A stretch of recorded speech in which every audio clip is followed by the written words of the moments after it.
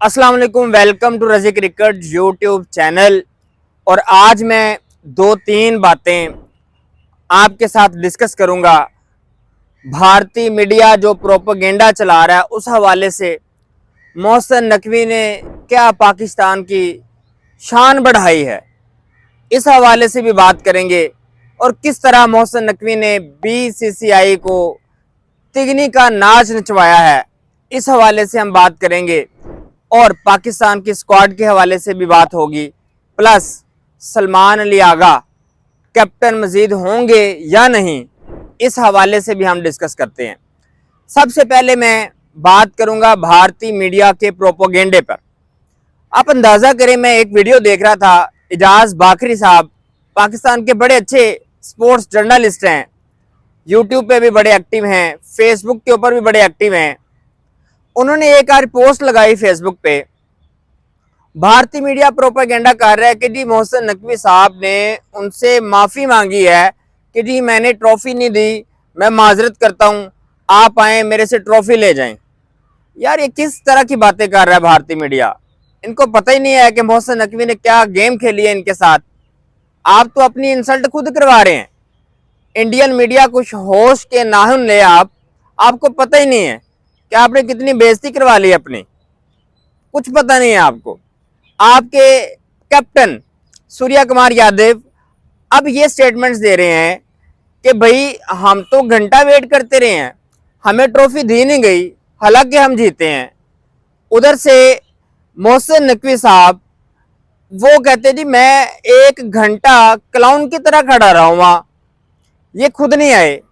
हालांकि आप देख लें फाइनल अभी हुआ नहीं था, उससे पहले इंडिया की तरफ से स्टेटमेंट आई थी कि हमने मोहसिन नकवी साहब से ट्रॉफी नहीं लेनी, जो कि सरासर एक बेवकूफ़ाना स्टेटमेंट थी।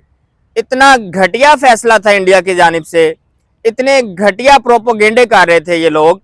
इनको पता ही नहीं है स्पोर्ट्समैन स्पिरिट क्या होता है, गेम की इज्जत कैसे बढ़ाई जा सकती है, इनको कुछ पता ही नहीं है। और मोहसिन नकवी साहब ने जो बड़े ज़र्फ का मुजाहरा किया था वहां पे, वो काबिल दीद था। आप अंदाजा करें, 1 घंटा तकरीबन वेट होता रहा कि ये ट्रॉफी लेने के लिए आए। कैसे भारतीय टीम सारी ऐसे ग्राउंड में ऐसे बैठी हुई थी जैसे चावल जो है ना बांटे जा रहे हैं और इन्होंने चावल लेने जाना है, इनको पता ही कुछ नहीं है। आप अंदाजा करें इस बात से।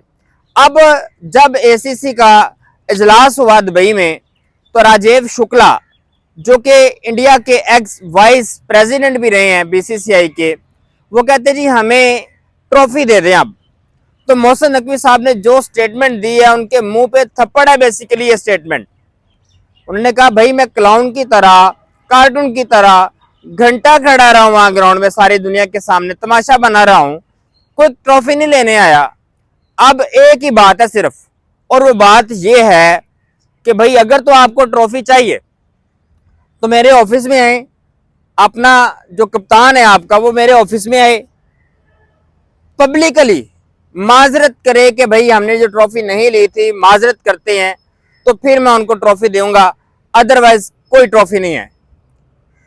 क्या जबरदस्त स्टेटमेंट है बीसीसीआई के मुंह पे थप्पड़ है ये मोहसिन नकवी साहब की जानिब से। क्या बात की इसने, जबरदस्त।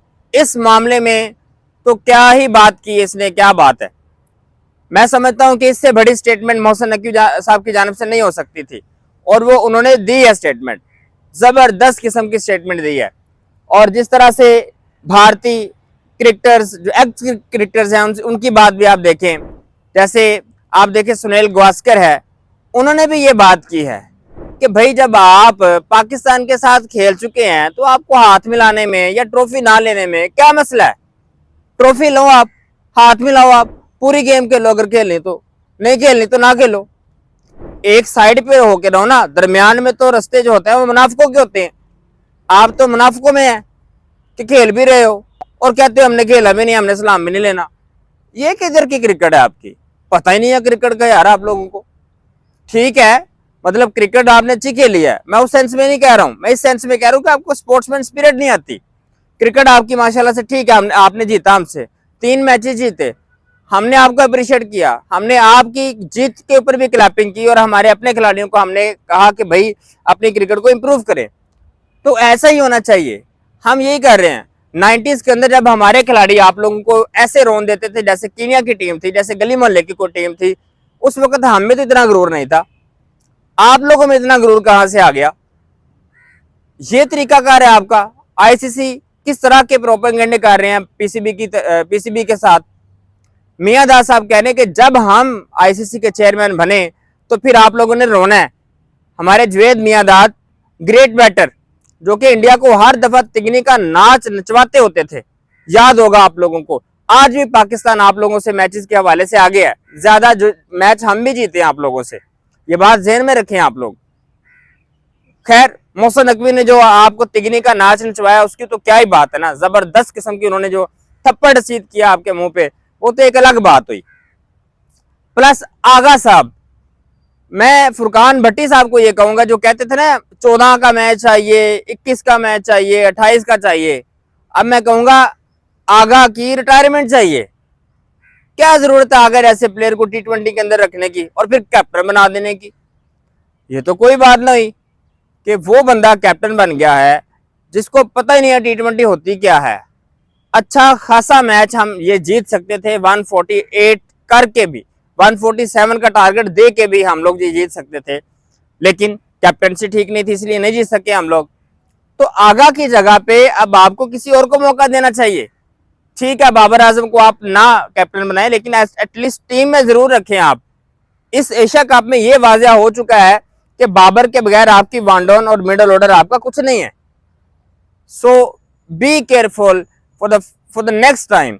आप लाजमी बाबर आजम को रखें और आप सलमान अली आगा को लाजमी टीम से आउट कर दें। यह बड़ा जरूरी है पाकिस्तान के क्रिकेट के लिए, अगर आप पाकिस्तान के क्रिकेट को इंप्रूव करना चाहते हैं तो। अगर नहीं करना चाहते तो आपकी मर्जी, लेकिन अगर इंप्रूव करना चाहते हैं तो ये स्टेप्स लेना पड़ेंगे। फिर उसके बाद आप देखें जो हमारी माशाल्लाह से टीम अनाउंस हुई है, साउथ अफ्रीका टूर करने लगा है, ये बड़ी अच्छी बात है कि पाकिस्तान के अंदर माशाल्लाह से प्रॉपर क्रिकेट बहाल हो चुकी है।